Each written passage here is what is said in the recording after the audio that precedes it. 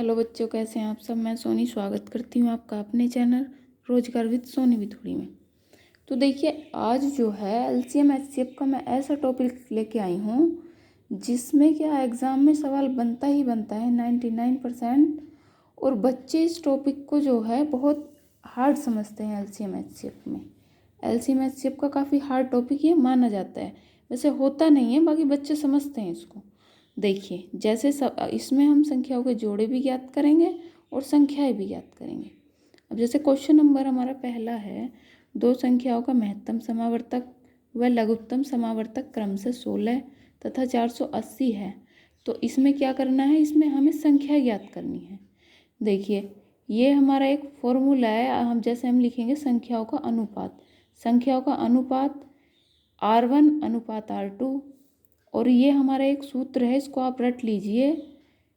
R1 गुणा R2 बराबर LCM बटे HCF।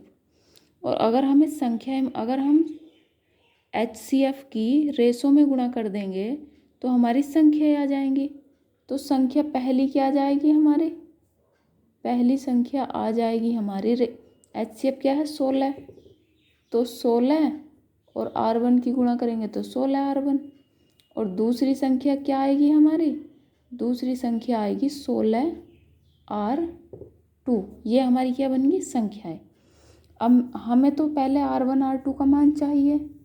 तो R1 R2 का मान चाहिए, तो मैं सूत्र क्या है, R1 गुणा R2 बराबर LCM बटे HCF। LCM कितना है हमारा 480 और HCF कितना है हमारा, HCF है हमारा 16 तिया 48। तो क्या है, इसको काटने के बाद में 30। अब हमें ऐसी संख्याएं लेनी हैं, ऐसी दो संख्याएं जिनकी गुणा 30 आनी चाहिए। तो 5 गुणा 6, 5 छंग 30। अब आप कहने लगोगे एक 6 गुणा 5 भी तो हो जाएगी। चाहे 6 गुणा 5 ले लो या 5 गुणा 6 ले लो, एक ही संख्या ली जाएगी। एक ले सकते हैं हम 10 गुणा 3, 10 या 30। एक ले सकते हैं 15 गुणा 2, 15 दूनी 30। और एक ले सकते हैं 30 ही कम 30। तो ऐसे जोड़े कितने संभव हुए, जोड़े तो होंगे 4। और ये कह रहा है संख्याएं, संख्या R1 का मान कितना है, यानी 16। और ये तो हमारा 16 है और R1 का मान कितना है 5। तो 16 पंजे 80। और जी दूसरा है R2 16 छंग 96।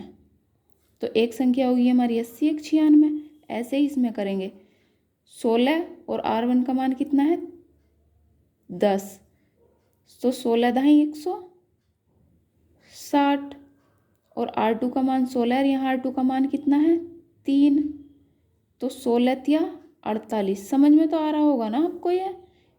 अब देखिए, इसमें 15 और R1 का मान कितना है 16। तो 15 और 16 की जो गुणा करेंगे हम, तो हमारा आएगा 15 16 की गुणा करने के बाद हमारा आएगा 240। ठीक है। और R2 का मान 16 और R2 का यहाँ कितना है दे रखा है, यहाँ यहाँ 30 आएगा भाई। 16 48 सही है बिल्कुल। अब यहाँ देखिए, यहाँ सही है बिल्कुल। 16 दूनी 32। अब 16 की और 30 की गुणा करेंगे तो 16 तिया 48। और 16 की 1 से गुणा करेंगे क्योंकि R2 का मान हमारा 1 है। तो 16 की और 1 की गुणा तो 16 ही आएगी। तो कितनी संख्याएं बनी हमारी, ये 4 संख्याएं बनी। देखिए, आप इस क्वेश्चन को बार बार समझने की कोशिश करेंगे तो आपको बहुत आराम से ये समझ में आ जाएगा, क्योंकि इसको बच्चे काफ़ी हार्ड मानते हैं। देखिए दूसरा क्वेश्चन, देखिए मैं ऐसे कई सारे क्वेश्चन लेके आई हूँ। दो संख्याओं का महत्तम समावर्तक व लघुत्तम समावर्तक क्रमशः 12 व 924 है, तो इस तरह की संख्याओं के कितने जोड़े संभव हैं। अब इसमें बताना है संभव संख्याओं का अनुपात। तो ये है फॉर्मूला, क्या होगा R1 गुणा R2 बराबर LCM बटे HCF। तो देखिए इसमें क्या होगा, R1 गुणा R2। एलसीएम कितना है हमारा 924 और एचसीएफ कितना है हमारा 12। 12 सत्ते 84, 8 बचा, फिर हो जाएगा 12 सत्ते 84, तो कितना आया ये हमारा 77 आया। अब हमें ऐसी दो संख्याएं देखनी हो जिनकी गुणा 77 आती हो, तो क्या करेंगे 11 गुणा 7, 11 सत्ते 77, और क्या आ सकती है इसकी गुणा, एक आएगी 77 गुणा 1 77। तो कितने जोड़े संभव हैं, 2 जोड़े। क्या आंसर होगा इसका हमारा 2, क्योंकि 2 जोड़े हैं, इसमें 2 जोड़े हमारे संभव होंगे। तो देखिए इसमें तो संख्याएं पूछी थी इसलिए इतना टाइम लगा समझाने में, इसमें सिर्फ जोड़े पूछे हैं। जोड़े कितने होंगे, 2 जोड़े होंगे।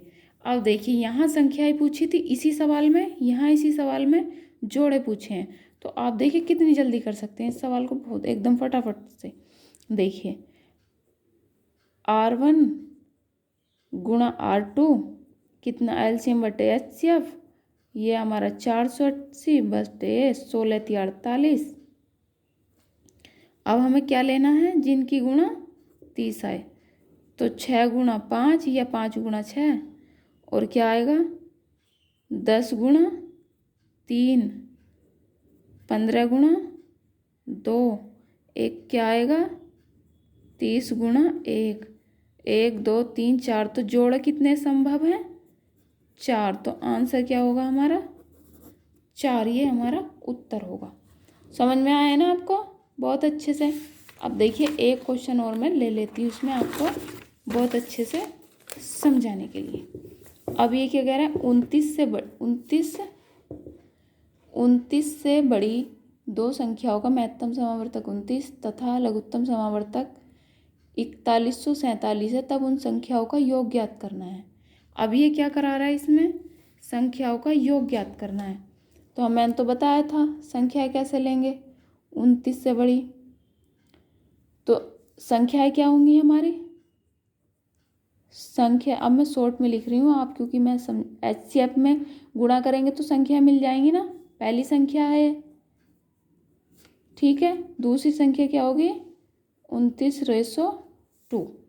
अब हमें कैसे लगाना था, R1 गुणा R2 एलसीएम बटे एचसीएफ, तो एलसीएम होगा हमारा 4147, एचसीएम होगा ये, तो 29 कम 29, 12 बचा 124 हो गया, और 29 त्या होते हैं 116,